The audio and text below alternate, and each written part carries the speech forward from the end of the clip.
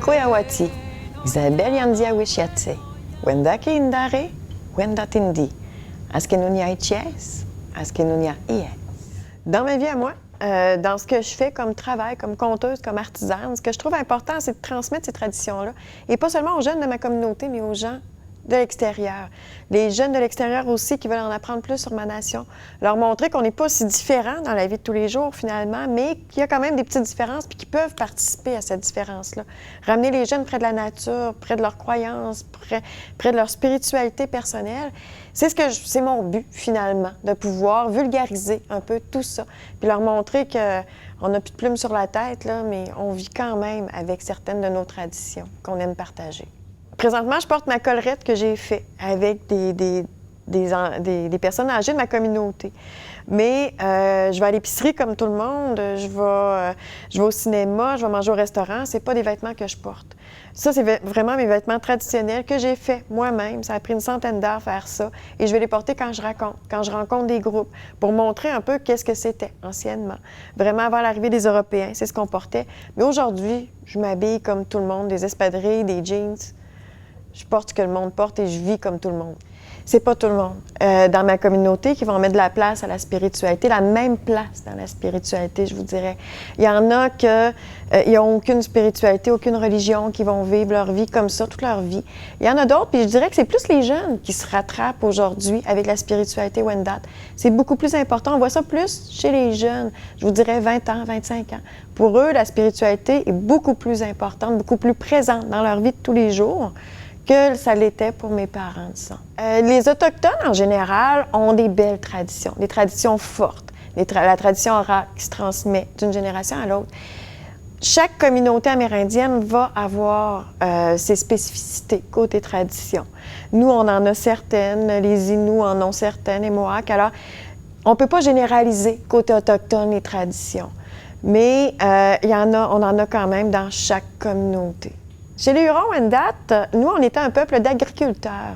On n'était pas des grands chasseurs. Alors, les Mohawks et nous, les Iroquois, nos traditions à nous, spirituelles, c'est plus avec la nature, notre potager, notre jardin, le maïs. On va faire ça plus dans notre maison longue, notre grande maison. Alors, on y va beaucoup avec les saisons parce que la fête des récoltes, la fête de la fraise, toutes sortes de petites fêtes comme ça, parce qu'on était des agriculteurs et qu'on restait en place de 15 à 20 ans. Pour ce qui est des personnes décédées, on les montait sur des échafauds à côté du village, ce que les autres nations ne pouvaient pas faire parce qu'ils se promenaient de saison en saison. Alors nous, on avait des échafauds funèbres à côté de notre village pour les personnes décédées. Alors vu qu'on était en place pendant 10 à 15 ans, on pouvait avoir une spiritualité plus présente que ceux qui se promènent d'une place à l'autre, les nomades. Les principales croyances dans les spiritualités autochtones, je vous dirais que tout est interrelié. Tout. La nature avec les humains, l'eau, les rivières, la forêt, tout est vraiment... On appelle ça le cercle de vie, finalement. Nous, on a besoin des animaux autant que les animaux ont besoin de nous. On a besoin de l'eau autant que l'eau a besoin de nous. Tout est vraiment... On met ça tout le monde ensemble. Tout est interrelié. On a besoin du soleil, de la terre. On a besoin du gazon. On a besoin des arbres pour la nature. On a nos tambours aussi qu'on utilise beaucoup. Chez les Wendat, c'est un tambour d'eau, justement. On a besoin de l'eau pour jouer de notre tambour. Alors, avec le rythme, le battement du cœur et tout ça qu'on fait avec notre tambour. Alors, c'est toutes des choses qu'on utilise, mais qui sont toutes faites à partir de la nature. C'est un peu comme ce que je porte présentement, ma collerette. C'est du cuir de chevreuil, c'est du poil d'orignal, des piquants de porc-épic. J'ai pris des os de porc-épic pour coudre ma collerette ici parce que je la voulais traditionnelle. Et ça, je suis allée voir les personnes âgées de ma communauté chez nous. C'est eux qui m'ont montré comment utiliser tous ces matériaux-là. C'est quelque chose que je suis allée chercher chez les personnes âgées et que maintenant, c'est de la tradition orale. Alors, je le montre aux gens qui m'entourent. C'est des cours qui se donnent, mais il faut vraiment aller voir la sagesse des personnes âgées. Ils ont énormément de connaissances qu'ils peuvent nous donner. Les couleurs qui sont dans le cercle, vous avez le blanc, le noir, le jaune et le rouge, qui représentent les 4 peuples qui vivent sur la Terre présentement. Les Occidentaux, les Asiatiques, le peuple noir et les Autochtones, le rouge avec nous. Ces 4 peuples qui ont besoin un de l'autre pour vivre, on a besoin de tout ce monde-là. Alors, on est vraiment interreliés, tout le monde est interrelié. S'il y en a un qui saute, le reste de la roue ne fonctionne pas. Chez nous, on ne s'est pas indépendant un après l'autre, c'est tout le monde ensemble. tout le monde en cercle. Puis en cercle, vous avez plein d'affaires dans la nature, là. Nos tambours sont en cercle, mais vous avez le soleil, la lune, vous avez la terre, vous avez tout plein de choses qui sont en cercle. C'est ce qui est important pour nous, le cercle. Alors on vit tout le monde interrelié ensemble, les 4 peuples, les 4 points cardinaux, les 4 saisons. Tout ça rentre dans le cercle de la vie. Les contes et légendes, chez nous, chez les Wendat, c'est pas des histoires qui font peur. Ça va raconter comment la Terre s'est créée avec l'aide de tous les animaux. Ça va raconter pourquoi il y a des étoiles dans le ciel, ça vient de où. Ça va raconter pourquoi ici les feuilles bureau rouges à l'automne. C'est toutes des choses qu'on expliquait aux enfants parce qu'il n'y avait pas d'école chez nous anciennement. Alors, c'était les personnes âgées, encore une fois, qui racontaient ces contes-là, ces légendes-là à nos enfants pour leur expliquer les choses de la vie. Pourquoi ça se passe comme ça dans la vie de tous les jours? Bien, on leur expliquait avec des légendes. Alors, la collerette et la ceinture qu'il y a ici, j'ai utilisé tous des éléments naturels, c'est-à-dire des perles de verre, du poil d'orignal, du cuir de chevreuil, du poil d'orignal ici aussi. Ça représente, à l'époque, mes ancêtres, ils prenaient ce qu'il y avait dans la nature pour pouvoir faire leur artisanat et ils représentaient la nature. C'est pour ça que j'ai des fleurs ici. Je suis allée fouiller dans la réserve du musée à Wendake, puis c'est souvent des fleurs parce que c'est ce qu'on voyait le plus souvent. Alors, on fait des fleurs avec le petit poil d'orignal, on va leur faire des tiges, on va faire du perlage comme ça pour décorer. Les couleurs, moi, c'est parce que c'est mes couleurs préférées. C'est pour ça que j'ai pris ces couleurs-là. Mais normalement, c'était vraiment les couleurs traditionnelles qu'on utilisait. Le rouge, le blanc, le noir et le jaune. La teinture, autrefois, qu'on prenait, c'était les fruits, c'était l'herbe, c'était l'eau, c'était tout ce qu'on avait autour de nous.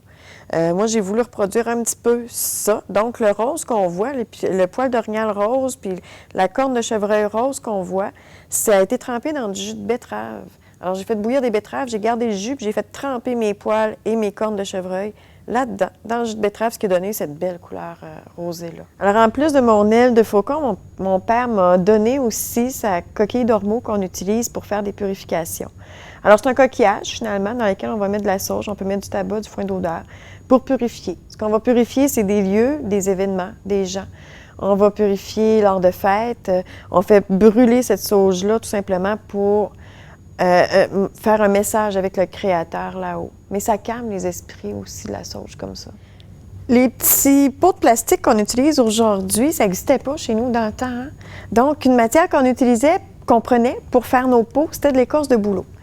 Alors, on taillait, on allait chercher l'écorce, toujours à l'automne. C'est à l'automne qu'on va récolter notre écorce. On va prendre des racines d'épinette pour attacher les morceaux ensemble. On va faire nos pots et ensuite, on va sculpter à l'intérieur. Dès qu'on gratte un petit peu l'écorce, chaque couche a une couleur différente. Alors, on va gratter dessus pour pouvoir faire nos dessins, des très beaux dessins. Souvent, ça va être des fleurs, des feuilles, les clans aussi qu'on voit. Beaucoup. Alors, c'est ce qu'on va prendre comme pot pour transporter toutes sortes de choses. Mais en plus, on pouvait les laisser comme ça ou on pouvait faire des broderies à base de piquant de porc-épic dessus. Alors ça, c'est toutes des petites broderies qui sont faites en piquant de porc-épic. On en faisait sur nos pots. C'était pour la beauté, c'était pas pour côté pratique, là, c'était vraiment côté beauté, les broderies qu'on faisait comme ça sur nos pots en écorce de bouleau. Quelque chose d'autre qui est important dans une société, c'est le bâton de la parole. Alors, le bâton de la parole, c'est un bâton qui est fait, normalement, c'est les chefs qui les utilisaient quand ils se rencontraient, puis ils les utilisent encore aujourd'hui. Quand on se réunit en groupe, pour pas que tout le monde parle en même temps, la seule personne qui a le droit de parler, c'est celui qui a le bâton. Et quand on a le bâton de la parole comme ça, on peut seulement parler au « je ». Alors, on ne peut pas être accusateur, dire « tu m'énerves », c'est « ça me dérange ». C'est toujours au « je » qu'on va parler quand on a le bâton. Normalement, un bâton comme ça, bien, on retrouve le côté animal, le côté végétal, le côté eau, le côté l'arbre et tout ça. Alors, on va utiliser tous les éléments de la nature pour pouvoir faire un bâton comme ça. Et ensuite, on se le prête d'un à l'autre en parlant, pour que tout le monde ait la chance de parler aussi également, avec un bâton comme ça. Le rythme de base pour un tambour comme ça, c'est les battements du cœur. Alors, on bat toujours le cœur pour commencer, soit pour chanter, soit pour danser. C'est toujours comme ça.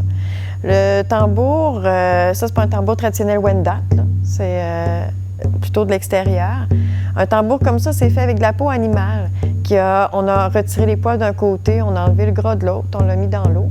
Moi, c'est sûr qu'on l'a mis dans la teinture, c'est pour ça qu'il y a du mauve comme ça. Et ensuite, on va l'étendre. Moi, c'est un tambour qui est fait en chevreuil. Si vous utilisez du wapiti, le son va être beaucoup plus aigu.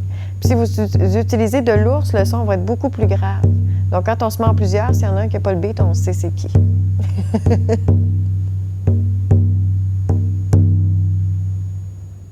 Ma petite pochette de tabac qui est rouge, ça représente le monde autochtone, ça représente le feu, ça représente le pouvoir, la puissance. À l'intérieur, les gens ont mis du tabac, qui est une herbe pour remercier le créateur qu'on fait brûler pour remercier notre créateur. J'ai ma sauge aussi qui est à l'intérieur. La sauge, elle, c'est une herbe qui purifie. Quand on fait des purifications, on fait brûler de la sauge. Et j'ai une griffe de porc-épic. Moi, je chasse beaucoup le porc-épic, alors ils m'ont mis une griffe de porc-épic.